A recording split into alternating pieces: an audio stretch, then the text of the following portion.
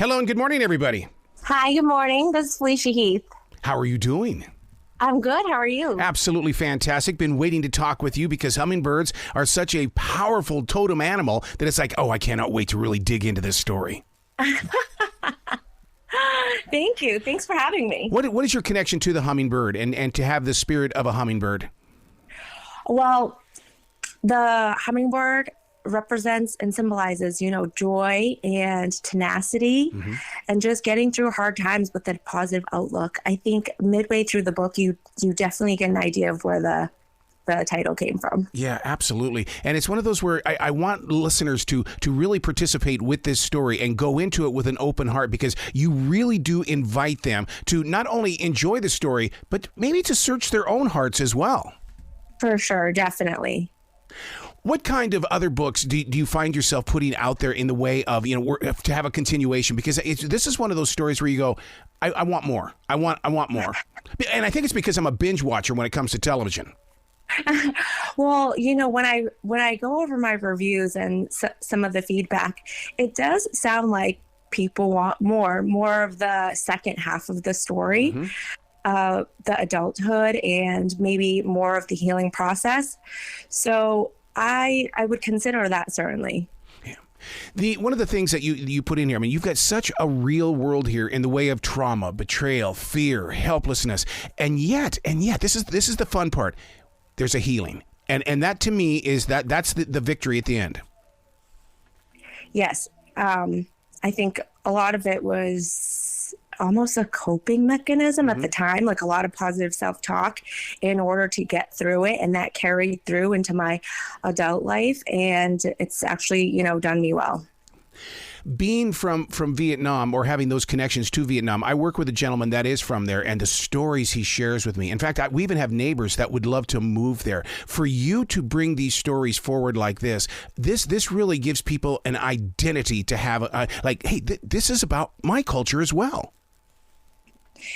Yes. I've been back to visit a couple of times, and I brought as much as I could from the imagery and the feelings, the culture into the book where it was relevant. And there's been so many people that I meet during book signings that have a connection one way or the other, and it really resonates with them.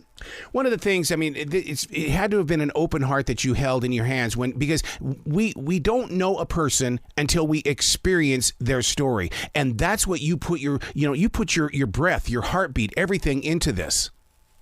Yes, I wanted to give my readers the most authentic version of the story I possibly could. So I relived all of those experiences and the emotions, not only for my audience, but for myself as a healing process. It was therapy.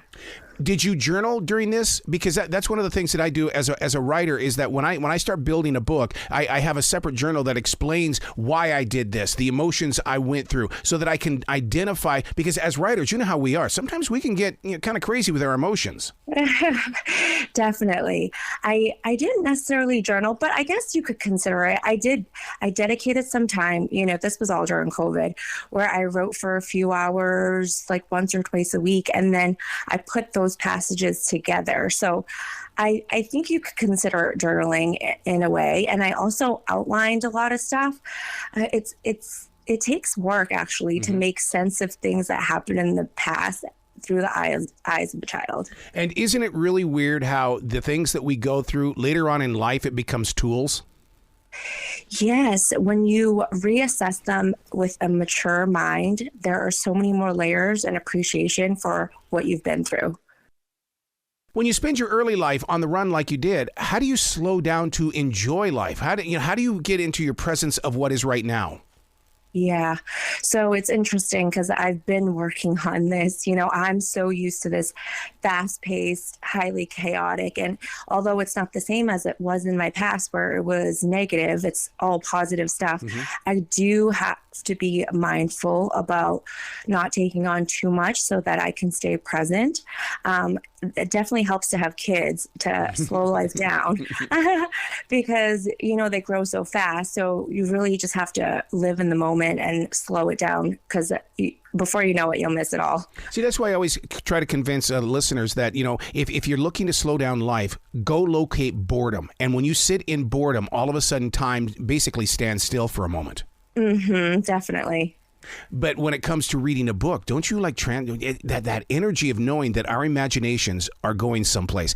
I like that. Before this meta quest that was out where we can just put these goggles on our head and we go into this world. Writing, go read a book, go for that adventure. I know. I think it's just as effective as any kind of VR video game that you play.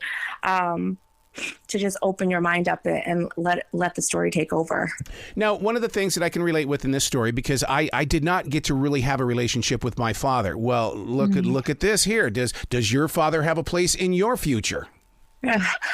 Right now, it doesn't look like it. Okay. There was a possibility, and we've had our interactions here and there, but it just didn't feel real and genuine. And he was also very against the book being published. Oh, wow. Yeah. Wow. I've been on the Barnes and Noble tour with other writers, and boy, we've talked about things like that, because it's so easy to silence someone who's holding a writing instrument or their fingers are on a keyboard. So we haven't spoken since the book's been published. Wow. How do you deal with that creatively? Because, like I said, we as creative people, it comes from the universe and it moves right through us into the hearts and eyes of those that are going to read it. I think it's okay. We have this expectation in our heads what a father should be like, and it's not always that black and white and easy, and not every relationship's the same, and some don't serve you, positively at all. And it's not something we have to hold on to just because it's some society's, image or expectation of a father's role. Do you have a favorite writing place? So when I wrote this, I was I was in a Airbnb studio in Philadelphia. Nice. All by myself. But I write it just in my office, a little corner office in my house.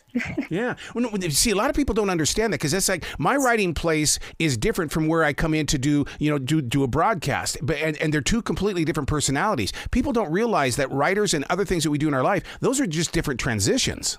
Yeah. So my space that I use for, work is not the same space that I use to be creative. Yeah. And you have to learn how to respect it, don't you? Definitely. What are your writing times? I'm a very early morning person. Yeah, with my kind of schedule, a lot of the writing, the creative part is already happening in my mind. And then I have to literally schedule, dedicated, protected time. I would say usually in the evening after the kids go down with a glass of wine. I hear that a lot with moms and stuff. Now, speaking of the glass of wine, I'll bring this up. Many times I'll ask somebody, did you have a wine glass moment where you went into your story after a couple of sips and said, all right, I've got the confidence. I'm going to change this just to see how I'm going to write myself out of it? I can't specifically remember a moment of doing that, but I did drink, wine the entire time I wrote it. See, that's like one of my books. What I did was I was drinking wine and I went in and I actually took out a character and I challenged myself to, okay, now what are you going to do with the story? You just took out one of the big characters. And I told myself, figure it out. Oh, wow. And because I just writers in general just inspire me so much because of the chances that we take. Just by putting words on a page, you're taking a chance.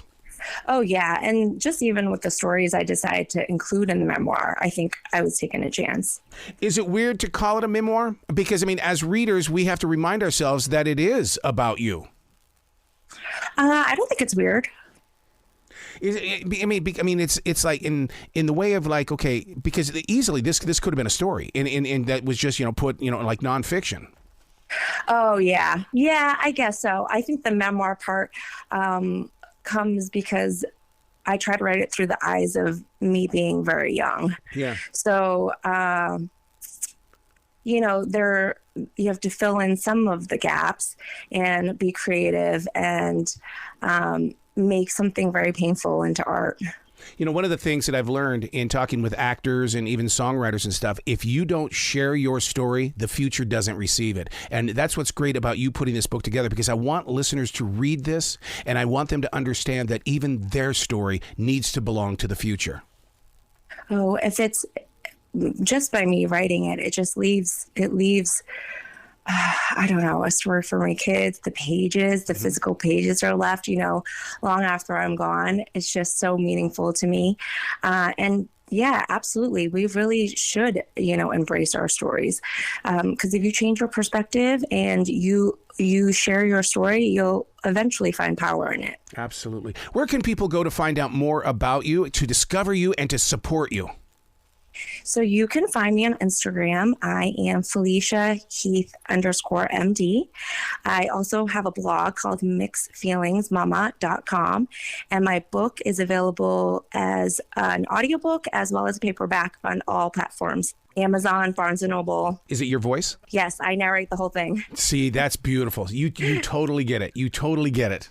It's a memoir, so I couldn't use anybody else's voice. Please come back to this show anytime in the future. The door is always going to be open for you. Thank you so much. I appreciate that. Well, you be brilliant today, okay? You too.